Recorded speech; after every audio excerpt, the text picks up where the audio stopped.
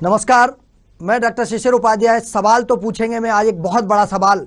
भारत सरकार या प्रदेश की सरकार जिन शहरों को स्वच्छता में नंबर 1 बना देती है, जिन शहरों में स्वच्छता के बारे में बताया जाता है कि यह बहुत रहने योग्य है, अभी एक लिस्ट आई है, भोपाल देश में नंबर 2 पर है जो रहने योग्य है। बहुत अच्छी बात है, हम बहुत गौरवान्वित होते हैं। लेकिन साथियों, आपने जो अभी दृश्य देखा है ये कहीं और का नहीं, भोपाल का है। दिया तले अंधेरा नाक के नीचे है। भोपाल से न्यू मार्केट से 3 किलोमीटर आगे जाएंगे तो वार्ड नंबर 6 है। ये वार्ड में मेन रोड पर यह हालात है।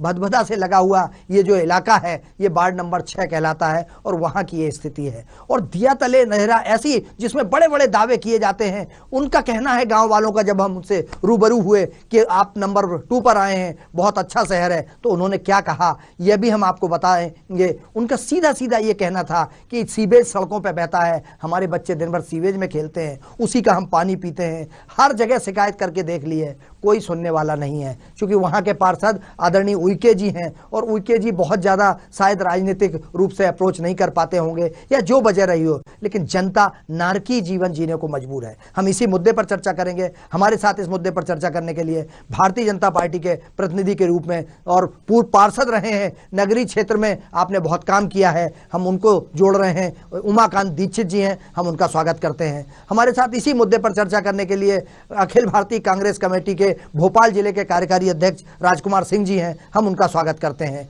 वरिष्ठ पत्रकार, समीक्षक, समालोचक और कई अखबारों में और राजधानी में लंबे समय से लगभग 40 साल से पत्रकारिता क्षेत्र में सक्रिय हैं, प्रवाल सक्सेना जी, हम उनका स्वागत करते हैं। सबसे पहले प्रवाल जी, एक अभी आपने रिपोर्ट देखी, एक रिपोर्ट में सीवेज बह रहा है, भोपाल की गलियों का हाल है ये। और जब ऊपर से दिल्ली से फरमान आता है कि देश में सबसे स्वच्छ शहर अगर कोई है तो भोपाल है, तो कैसा लगता है आपको? क्योंकि ये दिया तले अंधेरा है जो दृश्य देखे हैं। प्रवाल जी, मुद्दे के लिए आपको बहुत साधुवाद, बधाई कि आज शहर में जो हम कहते हैं पहले नंबर दूसरे नंबर की बात करते हैं, पर इसकी ऊपरी चमक कुछ है और जो अंदर से जो खोखलापन है, जो अंदर से अंधेरा है, वो अलग है। क्योंकि इसकी प्रमुख वजह है, शिशिर जी आप भी लंबे समय से राजनीतिक रिपोर्टिंग करी है, आपने नगर निगम की रिपोर्टिंग करी है, मुझे मालूम है। यहाँ पर जो सबसे बड़ी दिक्कत है, दुर्भाग्य, वो ये है कि यहाँ पर हर गली हर मोहल्ले में भ्रष्टाचार की गंगा बहती है। अब आप कहेंगे कि इसमें भ्रष्टाचार कैसा? इसमें जो है वो जो सबसे नीचे पंक्ति का दरोगा होता है उसको रोज हाजिरी लगाना पड़ती है। हाजिरी में वो 40 लोग को शो करता है, तनख्वाह शो करता है, और वास्तव में काम करते हैं 10 या 12 लोग ही। बाकी के लोग जो है या तो काम नहीं करते या तो उनकी जगह पर दूसरे तीसरे लोग रिफ्लेक्स होकर लगाए जाते हैं। तो आप समझ सकते हैं कि वहां पर सैलरी कोई ले रहा है, काम कोई कर रहा है। ये हर वार्ड का, हर मोहल्ले का हाल है। इसी तरह चूल्हे की बात आती है, चूल्हे में चूल्हा लगाया जाता है, वहां चूल्हा लगता ही नहीं है, बेचता ही नहीं है।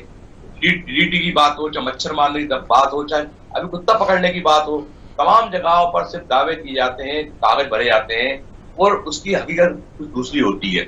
एक तो पॉलिटिकल दबाव भी रहता है, लेकिन पॉलिटिकल दबाव से ज्यादा दबाव जो है वो भ्रष्टाचार का रहता है। जो भी आता है वो इसको चरागाह समझता है राजधानी को, वो यहाँ जम के चढ़ता, 2-4 पीढ़ी में कमाता और निकल जाता। तो ये इस शहर का बहुत बड़ा दुर्भाग्य है शिशिर जी, जिसकी वजह से राजधानी की दुर्दशा है।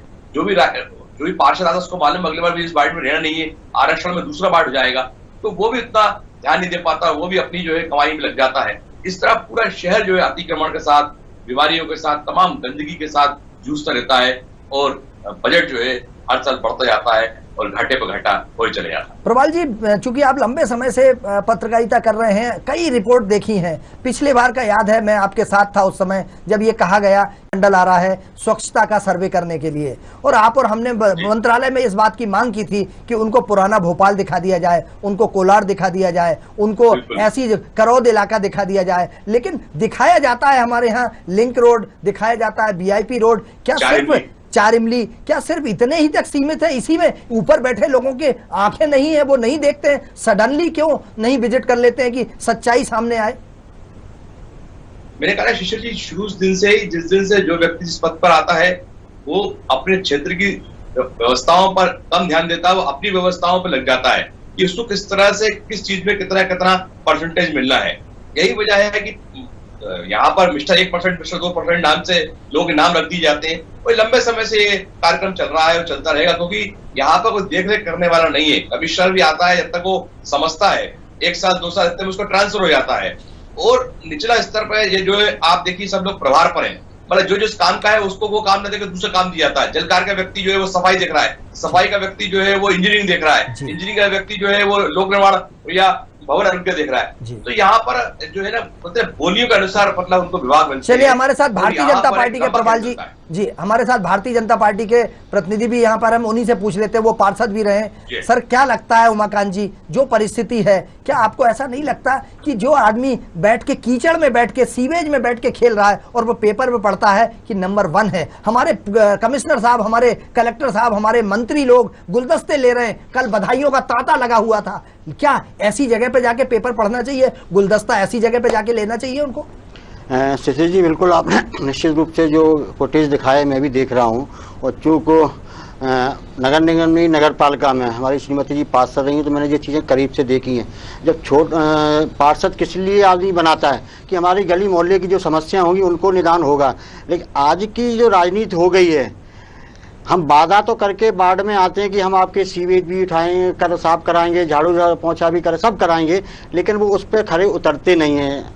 हमारे प्रबल जी सही बात कह रहे थे कि आजकल जो आरक्षण का खेल हो गया कि उनको तय हो जाता है कि अगली बार तो हमें इस बाढ़ से लड़ना नहीं है। आपने जिस बाढ़ को दिखाया उस बाढ़ के पार्षद कौन थे पहले उनका देखा जाए। जब पार्षद सक्रिय होगा तो निश्चित रूप से इस प्रकार के फुटेज आपको देखने को नहीं मिलेंगे।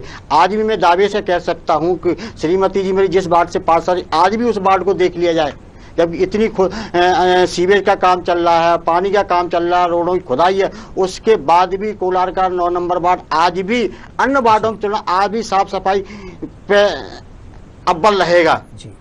क्योंकि आपने ये समस्या बताया, एक सीवेज का बहुत बड़ा काम भोपाल में चल रहा, आपको ही मालूम है। तो समस्या खुदाई तो होती है, चैम्बर भी टूटते, वो भी होता है। 1 साल के अंदर आप देख लेना भोपाल पूरा सीवेज मुक्त हो जाएगा। इस प्रकार के हमारे देश के प्रधानमंत्री और प्रदेश के मुख्यमंत्री जी की जो योजना है, और नीचे तक धरातल उतरने में थोड़ा समय लगता है। काम चल रहा है, आप देखिए पूरे भोपाल में रोडों का जाल बिछा है, पूरे भोपाल में पानी की एक जो बड़ी समस्या हुआ करती थी, आपने देखा हो एक सुबह शाम वाला एक टाइम पानी दिया जाता, आज हम पानी भरपूर हमको मिल रहा है। तो किसी योजना को भलीभूत नीचे तक पहुँचाने में समय लगता है।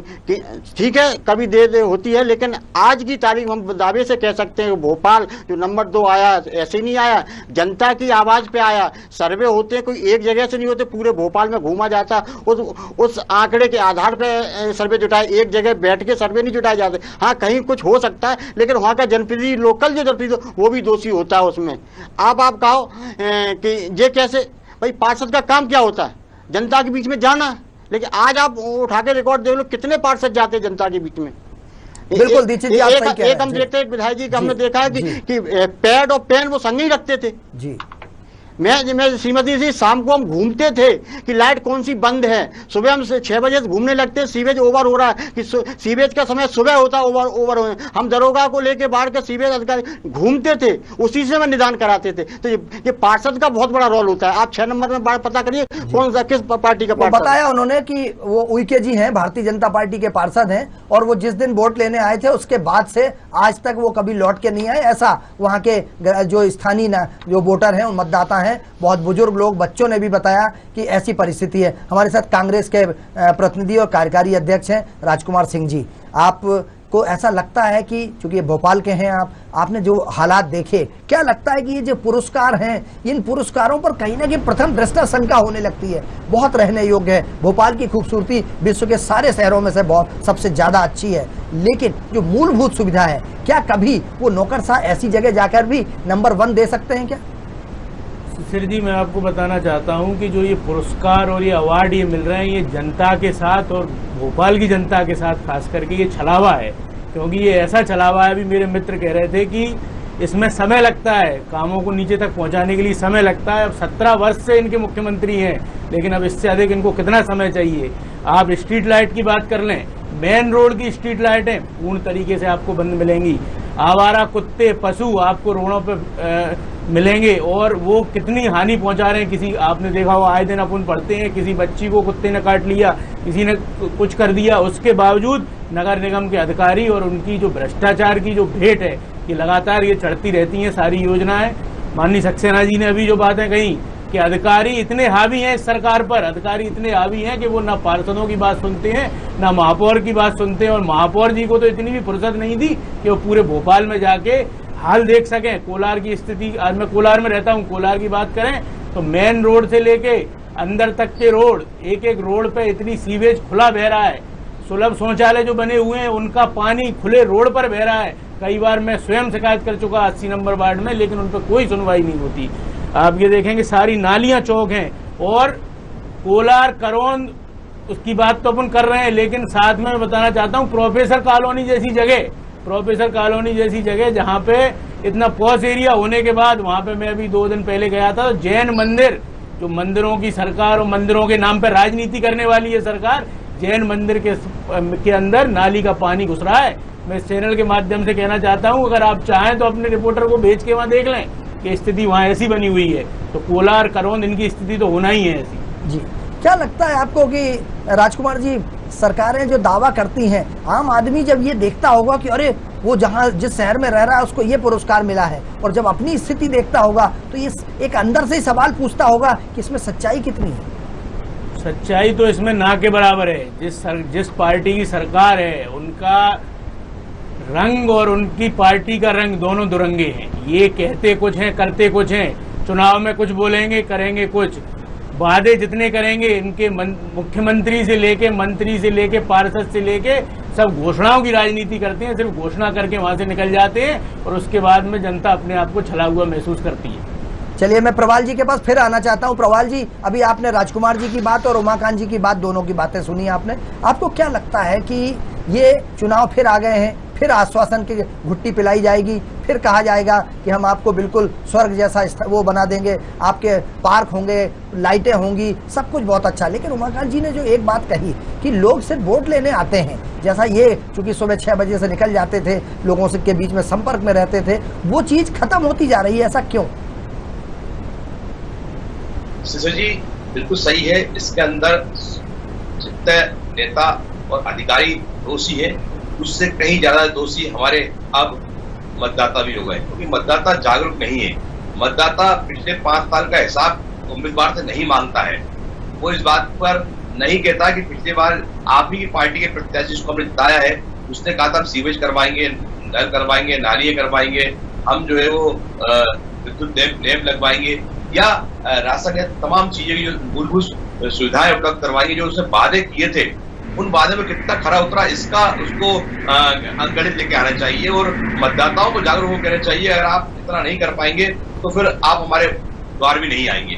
तो जब तक कि मतदाता जागरूक नहीं होगा, सक्रिय नहीं होगा, तब तक वो ऐसा ही जो है वो मूर्ख बनता रहेगा। तो यही कहूंगा। अब समय आ गया है कि जब नई जो जनरेशन आ रही है, नई बच्चे जो आ रहे हैं, वो पढ़े लिखे बच्चे आ रहे हैं और वो बहुत ज्यादा समझदार हैं, वो आएगी दुनिया भी देख रहे हैं कंप्यूटर और उसके माध्यम से, IT के माध्यम से।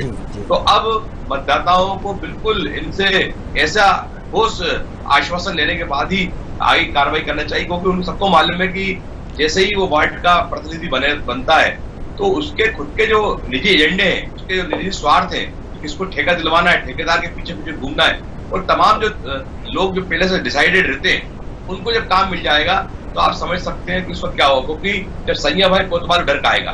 तो ये जो चेन चल रही है, कॉकस जो बना हुआ है नीचे से लेकर ऊपर तक, और इसका मजे सिर्फ अधिकारी लेते हैं कि उनको मालूम है कि ये तो 5 साल के हैं, उनको आपस में लड़ा भिड़ा के जनप्रतिनिधियों को, और वो अपनी खुद की रोटियां सेकते हैं और अच्छी पोस्टिंग के लिए वो परेशान रहते हैं, उसके लिए वो ऊपर अच्छा हिसाब किताब करके आते हैं।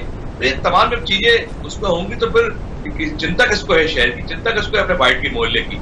तो ये तमाम जो चीजें हो रही है, ये इस पर जब तक कि मतदाता जागरूक होकर सख्त एक्शन नहीं लेगा, मोहल्ले की जो कमेटियां बनती है वो एक्शन नहीं लेगी, तब तक वो न तो सफाई होगी न विद्युत व्यवस्था होगी, और मतदाता, मैंने कहा ऐसे ही वो मूर्ख बनते चले जाए। प्रवाल जी, जो परिस्थितियां आपने अभी हमारी स्क्रीन पर देखी और जो हालात आपने देखे हैं, आपको लगता है कि स्थानीय पार्षद के अलावा भी इसमें नौकरशाहों की भी बहुत बड़ी गलती है, और इसमें जो ऊपर बैठे नेता हैं, देखिए उस क्षेत्र का कोई विधायक भी है, उस क्षेत्र का कोई सांसद भी है, लेकिन जैसा अभी हमारे मित्र ने कहा, कांग्रेस के साथी ने कहा कि महापौर को घुसने नहीं दिया गया था पूरे टाइम पे। जो खेमे में बटा हुआ जो जनप्रतिनिधियों का आपसी जो विवाद है, वो भी कहीं ना कहीं विकास प्रभावित करता है। उसकी राशि मिल नहीं पाती उस वार्ड में। वो पार्षद जो वहाँ के होते हैं, वो अगर किसी और गुट के हैं तो वहाँ बिल्कुल विकास की धारा पहुंच ही नहीं पाती आश्वासन के अलावा। बिल्कुल, महापौर हो चाहे स्थानीय सांसद हो, सांसद की पीड़ा अभी कुछ दिन पहले ही वेंकट ठाकुर जी ने भी पीड़ा व्यक्त करी कि उनको खबर ही नहीं लगी और उनके कार्यक्रम होते का काम हो गया। हाँ। तो ये बात तो सही है, भोपाल जैसे राजधानी है शहर में कि विधायकों की इतनी दादागिरी चलती है कि वो ना तो किसी महापौर को अपने क्षेत्र में घुसने देते हैं, ना सांसद को घुसने देते हैं, और वो चाहते हैं कि सिर्फ उनकी और उनकी ही चले। तो ये जो खेमेबाजी गुटबाजी दिखती है जनप्रतिनिधियों की, और निश्चित रूप से विकास कार्य उससे प्रभावित होते हैं। इसी वजह से शेयर लेने का जो होड़ होता है कि हम मुझे शेयर मिल जाए, तो उसके चक्कर में कई विकास कार्यों को दिलांजलि देना पड़ती है। ये बात सही है, जब तक कि आपस में सारी विकास एजेंसियां एक साथ नहीं बैठेंगी, नौकरशाह एक साथ नहीं बैठेंगे, और सबके जो दायित्व कार्य है उसकी जिम्मेदारी तरफ तय नहीं होगी, बिल्कुल फिक्स करना पड़ेगा। जैसे थानेदार भी फिक्स होता है कि आपके थाने में अगर ये होता है आपके क्षेत्र में तो आपको इसकी सजा मिलेगी। जब तक ये सब नहीं होगा तब तक मैंने कहा शिशिर जी, ये आश्वासनों की जो दुकान है वो चलती रहेगी।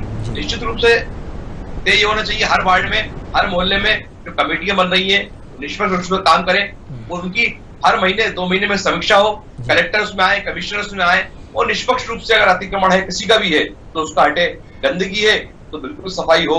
और अगर दरोगा देखे कि दरोगा कितने लोगों की हाजिरी लगा रहा है और कितने लोग उपस्थित है, और नहीं है तो क्यों नहीं है, और जो काम कर रहा है वास्तव में वो है कि नहीं है, तो जब तक कि ये भौतिक सत्यापन और फर्जीवाड़ा खत्म नहीं होगा तब तक शिशिर जी आप इस शहर को मतलब ये समझ लीजिए कि भगवान भरोसे चलेगा। चलिए, मैं प्रवाल जी के बाद एक बार फिर उमाकांत जी के पास आना चाहता हूं। उमाकांत जी, जैसा अभी प्रवाल जी ने कहा उसी को आगे बढ़ाते हुए, कल जब हम इस स्टोरी को करने गए थे, भोपाल की ही स्टोरी है, वहां जब लोगों से बात की हमने तो उनका ये कहना था, जब हम नगर निगम के जिम्मेदार अधिकारियों के पास गए तो उन्होंने आपदा रिकॉर्ड एक बात बहुत अच्छी बताई कि साहब आदमी तो 70-80 लगे हैं इस पूरे उसमें, लेकिन वो यहाँ की जगह माननीयों के बंगले पे काम करते रहते हैं। 74 बंगले में, 4 इमली में, और जो हमारे सम्मानीय वहाँ काम करते रहते हैं। वोट देती है जनता और मजे जनसेवक का नाम लेकर दूसरे करते हैं, ऐसा क्यों? शिशिर जी, पहली बात तो जो मैं बताना चाहूँ, जिन्होंने कहा है कि माननीयों को लगे रहते हैं, तो लगाता कौन है जी? लगाने वाले तो वही है ना। वो बहुत छोटा कर्मचारी होता है, उसको नौकरी से हटा देते हैं। नहीं, लगाने वाले और उनके यहाँ कितने लगे हैं इस पे भी विचार होना चाहिए जी। ठीक है ना, कहना सरल है लेकिन वास्तव में प्रैक्टिकल करना, पहले हम अपने आप को देखें हम क्या हैं, तब हम दूसरे पे कह सकते हैं जी। जो फील्ड में काम करता है कुर्ता पजामा पहन के जाएगा, शाम तक गंदा होके आएगा। अगर जो काम नहीं करेगा तो घर में टंगा रहेगा, सुबह भी देखेगा, शाम को भी देखेगा, दोपहर में तो वैसे ही उसका रंग होगा, साफ का साफ नजर आएगा।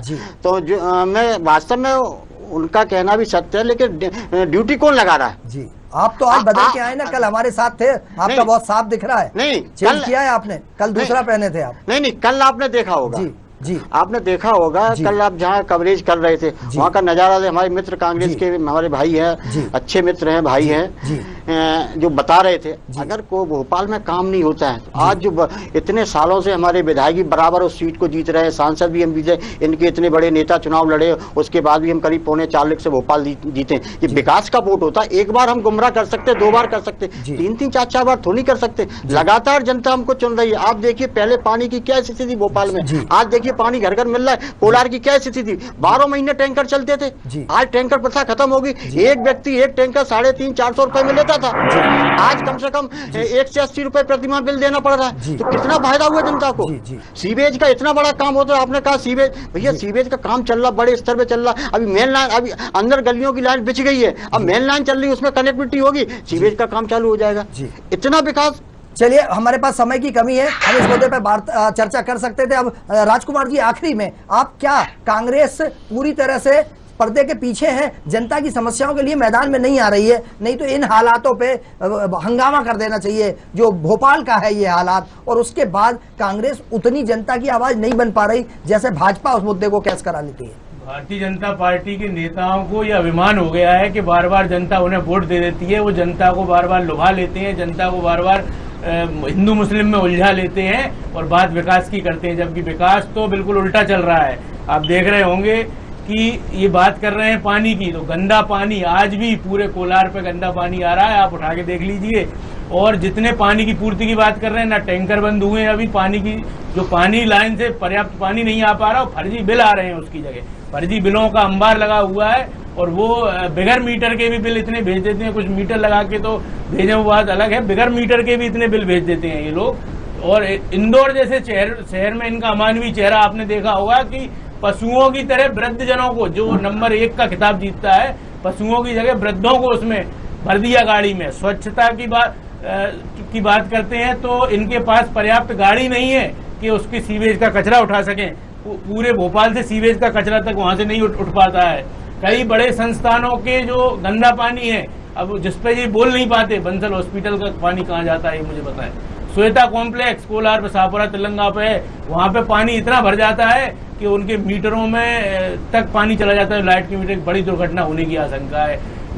ललिता नगर कोलार की स्थिति बताते हैं कि इतनी बिल्डिंगों में पानी भर जाता है जब गंदा पानी जब होता है, तो वो कोई व्यवस्था, इनकी कोई भी व्यवस्था, सिर्फ बातें बड़ी बड़ी हैं और जनता उसका जवाब अब इनको नगर निगम में देगी।